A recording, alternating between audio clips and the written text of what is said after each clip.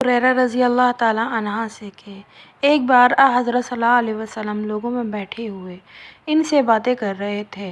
اتنے میں ایک دیہاتی آپ کے پاس آیا اور پوچھنے لگا کہ قیامت کب آئے گی؟ آپ صلی اللہ علیہ وسلم نے اپنی گفتگو میں مصروف رہے۔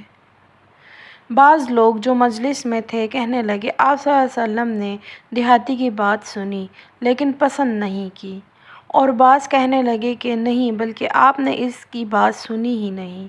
جب آپ صلی اللہ علیہ وسلم اپنی باتیں پوری کر چکے تو میں سمجھتا ہوں کہ آپ صلی اللہ علیہ وسلم نے یوں فرمایا، وہ قیامت کے بارے میں پوچھنے والا کہاں گیا؟ اس دیہاتی نے کہا، حضور میں موجود ہوں۔ آپ صلی اللہ علیہ وسلم نے فرمایا کہ جب امانت ایمانداری دنیا سے اٹھ جائے تو قیامت قائم ہونے کا انتظار کر۔ اس نے کہا، ایمانداری اٹھنے کا کیا مطلب ہے؟ آپ صلی اللہ علیہ وسلم نے فرمایا کہ جب حکومت کے کاروبار نالائق لوگوں کو سونپ دیے جائیں تو قیامت کا انتظار کر۔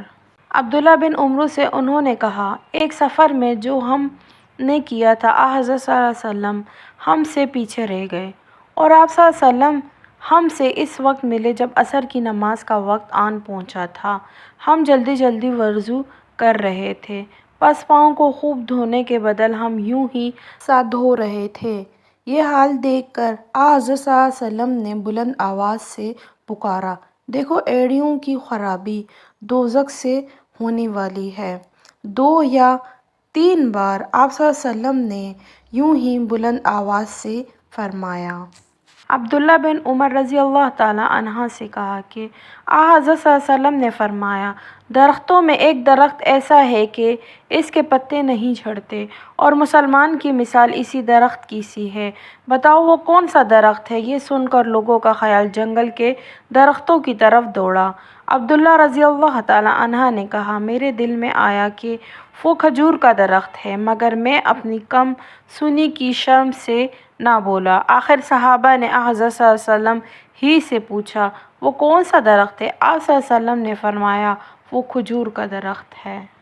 عبداللہ بن عمر رضی اللہ تعالیٰ عنہ سے انہوں نے حضرت صلی اللہ علیہ وسلم سے کہ ایک مرتبہ آپ صلی اللہ علیہ وسلم نے فرمایا، درختوں میں سے ایک درخت ایسا کہ اس کے پتے نہیں جھڑتے، اور مسلمان کی بھی یہی مثال ہے، بتلاؤ وہ کون سا درخت ہے؟ یہ سن کر لوگوں کے خیالات جنگل کے درخت میں چلے گئے۔ عبداللہ نے کہا کہ میرے دل میں آیا بتلا دوں کہ وہ کھجور کا درخت ہے، لیکن وہاں بہت سے بزرگ موجود تھے، اس لیے مجھ کو شرم آئی۔ آخر صحابہ نے عرض کیا، یا رسول اللہ آپ ہی بیان فرما دیجئے۔ آپ صلی اللہ علیہ وسلم نے بتلایا کہ وہ کھجور کا درخت ہے۔ عبداللہ بن ابی نمر سے انہوں نے انس بن مالک سے سنا کہ ایک بار ہم مسجد میں حضرت صلی اللہ علیہ وسلم کے ساتھ بیٹھے ہوئے تھے، اتنے میں ایک شخص اونٹ پر سوار ہو کر آیا اور اونٹ کو مسجد میں بٹھا کر باندھ دیا۔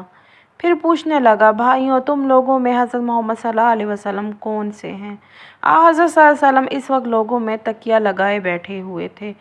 ہم نے کہا کہ حضرت محمد صلی اللہ علیہ وسلم یہ سفید رنگ والے بزرگ ہیں جو تکیہ لگائے ہوئے تشریف فرما ہیں۔ تب وہ آپ سے مخاطب ہوا کہ اے عبد المطلب کے فرزند، آپ صلی اللہ علیہ وسلم نے فرمایا، کہو میں آپ کی بات سن رہا ہوں۔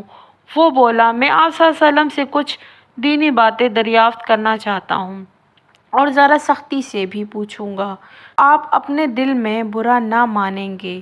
آپ صلی اللہ علیہ وسلم نے فرمایا، نہیں، جو تمہارا دل چاہے پوچھو۔ تب اس نے کہا کہ میں آپ کو آپ کے رب اور اگلے لوگوں کے رب تبارک و تعالیٰ کی قسم دے کر پوچھتا ہوں، کیا آپ کو اللہ نے دین کے سب لوگوں کی طرف رسول بنا کر بھیجا ہے؟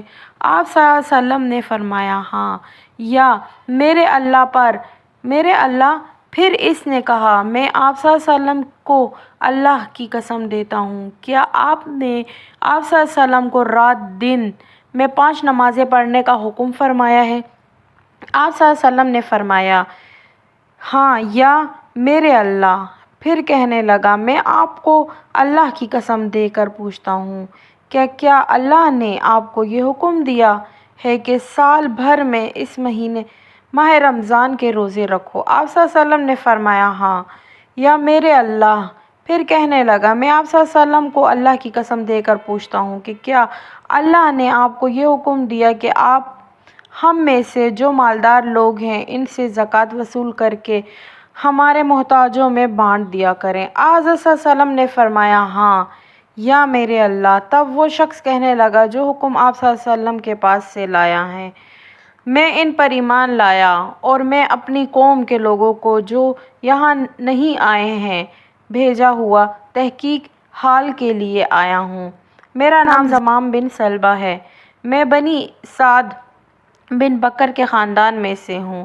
اس حدیث کو لیث کی طرح موسیٰ اور علی بن عبد الحمید نے سلیمان سے روایت کیا، انہوں نے ثابت سے، انہوں نے انس سے، انہوں نے یہی مضمون حضرت صلی اللہ علیہ وسلم سے نقل کیا ہے۔